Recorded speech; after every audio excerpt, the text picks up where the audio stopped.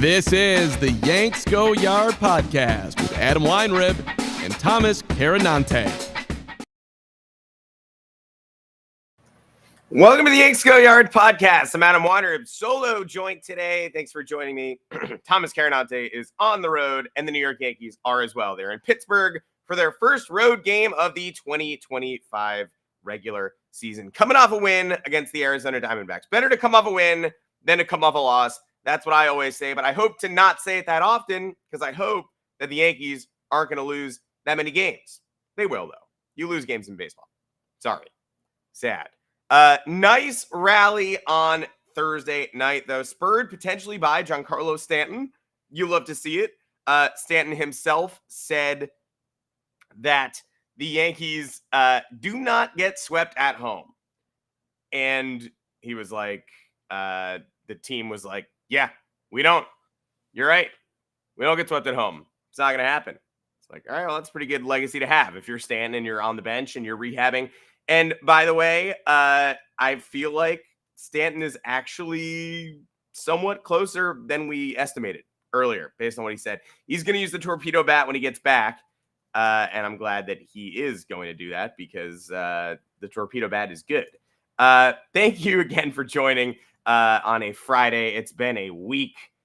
We are here live every Monday, every Thursday. You have a Danny Wexelman on Monday's show. Today is Friday. Obviously back from something this week that was taking me away from the show. But back this week, back next week, normal schedule from here on out and on all podcast platforms in the aftermath of that as well. So thank you for joining us today, here or there, no matter where you join us. We're excited to be here with you. I want to talk about the top performers from this final game of the D-back series.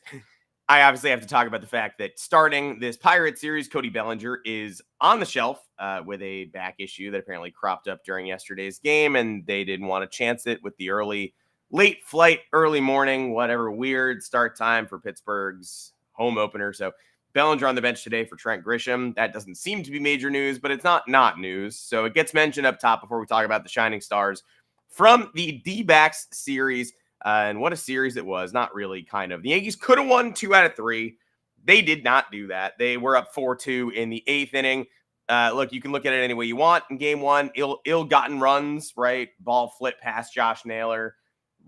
Josh Naylor flips over the covering pitcher's head and 2 runs score. And so did the Yankees really earn that margin? Nah, I mean, that's baseball, but no.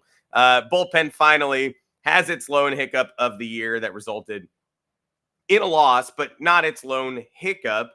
They hiccuped yesterday. Ryan Yarbrough certainly gave us a little bit of hiccup fright with a 9-3 advantage, and Devin Williams hiccuped on opening day, and the Yankees got that done. Luke Weaver comes in for a 4-out save yesterday after everyone's talking about how his velocity is a little bit down, and you're like, well, 4 outs isn't going to be good for that.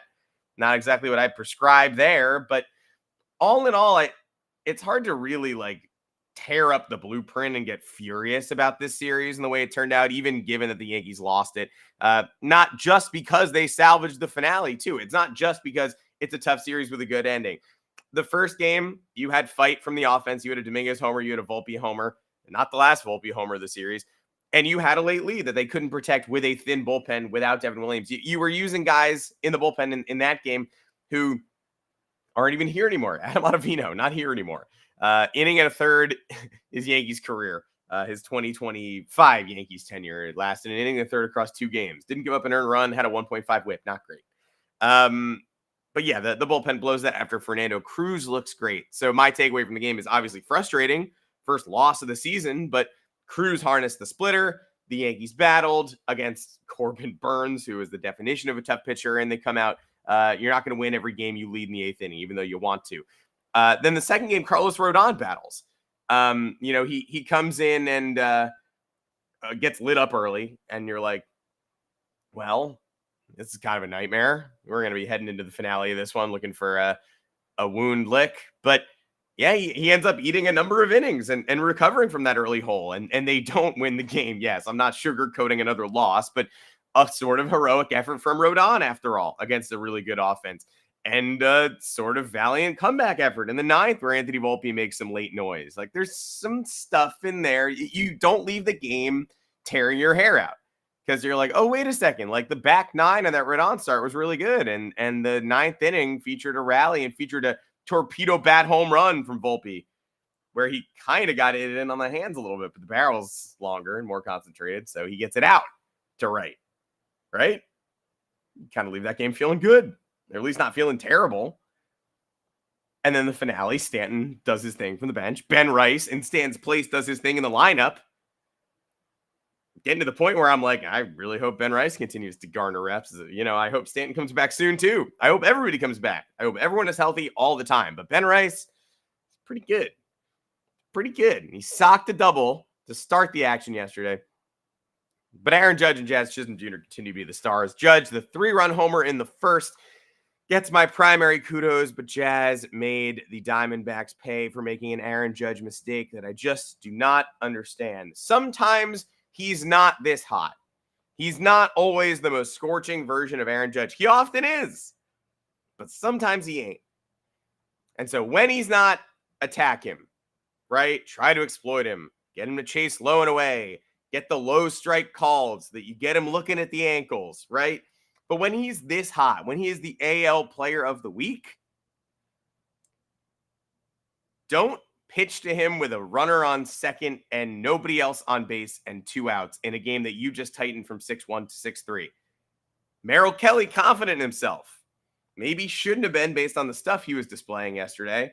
Goes after Judge with 2 outs and a runner on second and 2 bases open. I know it's not always, sometimes the base open isn't first. Sometimes it's not always this obvious. In this instance, you had a couple of bases open and one of them was first base. Maybe you intentionally walk him and Jazz Chisholm makes you pay anyway, but you got to take that chance because what you did was let Judge extend the inning himself, pass a baton to Jazz, who then took it to him. Hit a foul home run and then a fair one. Most people don't hit 2 home runs in one at-bat. Jazz found the area right in front of the pole, and then he found the area beyond the porch. Jazz Chisholm's going to be this good. He doesn't even have to be this good. He just has to be reasonably good. Front of the line good. Jazz Chisholm's going to be this important. It might be time to start looking at the Jackson Merrill and the Christian Campbell and the Garrett Crochet and Ketel Marte of it all. Jazz may be closer to Ketel Marte, maybe a little bit below Ketel Marte. For a guy who loves being a Yankee like this, and for a guy who has been this effective as a Yankee and provides the athleticism that the Yankees haven't had from many other sources in recent years, you have got to look at a longer-term commitment to Jazz Chisholm. This year and next year is nice. Don't get me wrong.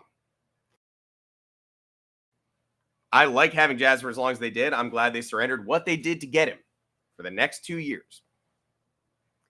But you might want to think about lengthening that. You got to think about Wells, too. You got to think about Volpe, too. While extensions are the norm, you got to think about all those guys.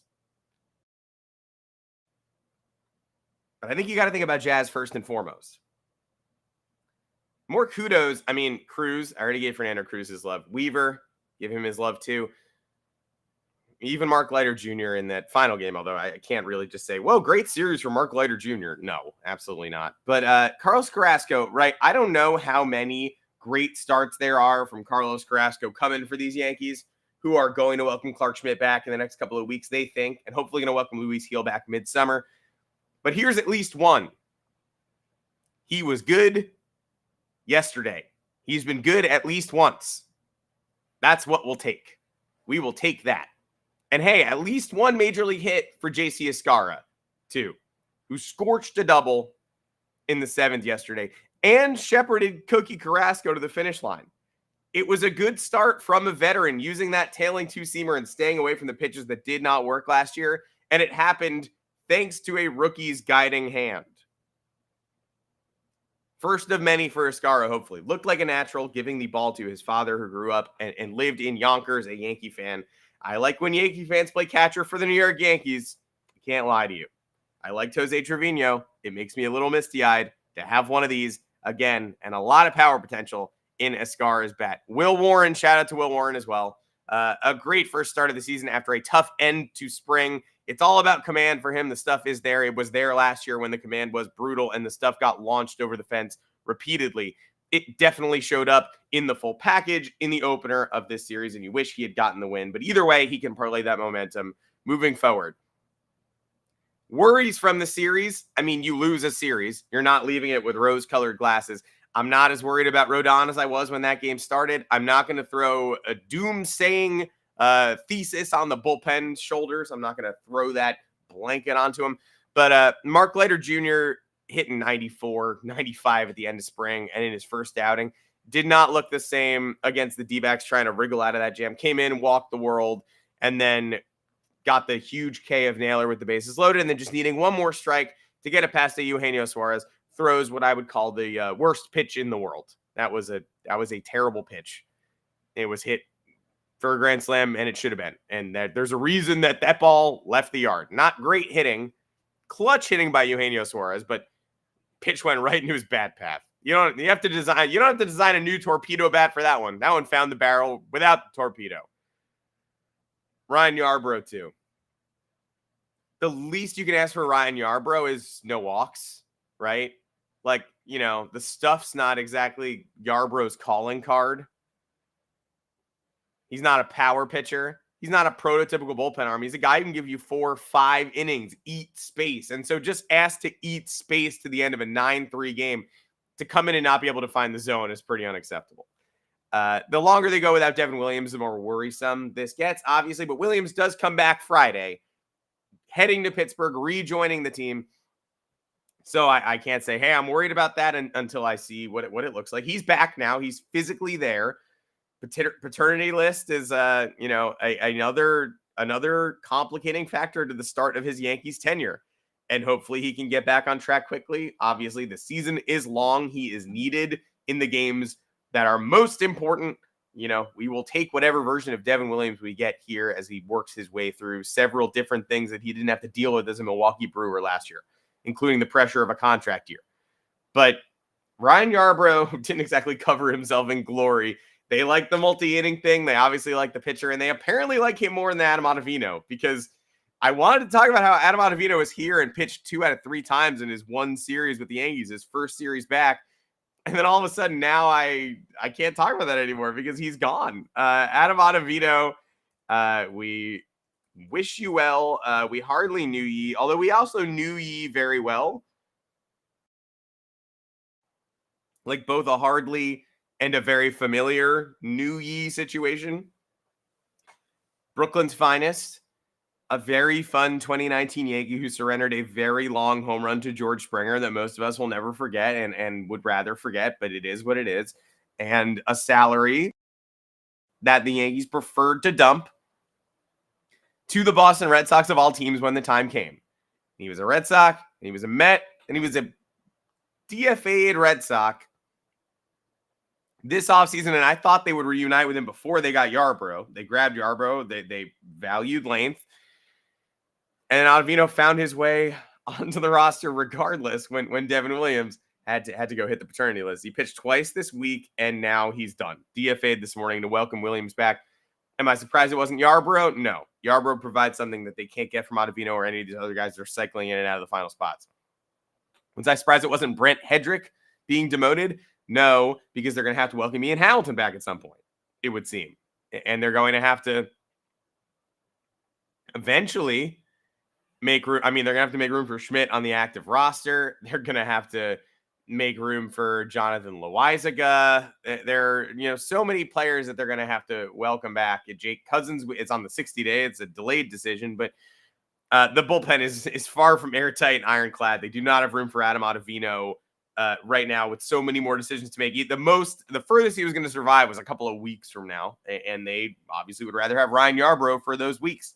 They're pitchers they believe in the futures of on this roster more than Adam Ottavino. So that's farewell, and that may be farewell permanently to a very fun Yankee, good Major League player, affable, and a guy who should get into broadcasting whenever his playing days are done. I don't know when those will be. I don't want to wish the end to anybody's playing days, but whenever that day comes, he's going to have a future as an analyst, as an instructor. I mean, remember his private pitching lab up in Harlem? Like that, this is an interesting dude who I would like to hear more from, whether or not he is on the New York Yankees. It also came out just before this podcast that Scott Efros has suffered a setback. So that's not a bullpen piece we're going to be welcoming back anytime soon. That's also insane. That is insane. He had a normal degree of hamstring injury after his first outing of the spring, and a month and we can't get that right. We're having setbacks, and yeah, I can't. No patience. I understand. I understand the injury bug just catches people sometimes, but I've never seen it catch somebody to this degree. Years of control. The Yankees sentenced themselves to years of control on Scott Effross. How could we have seen this coming? I don't know. A reliever with almost no track record, trading a pitching prospect, one of your top pitching prospects for? I don't know. You obviously can't see the injuries coming from a mile away, but maybe you should have, given how often they occur. I don't want to talk about Scott Effross today. I want to talk about the New York Yankees in the 2025 season that people were actually going to see. I don't think we're going to see him, so I don't have to think about it for now. Yankees go to Pittsburgh today. Again, no Cody Bellinger in the lineup, but they believe he could be available off the bench and that it's not a big deal. Typically, that's something that they say, but I wouldn't suspect to actually see him off the bench today. Hopefully he gets in some games by the end of the series.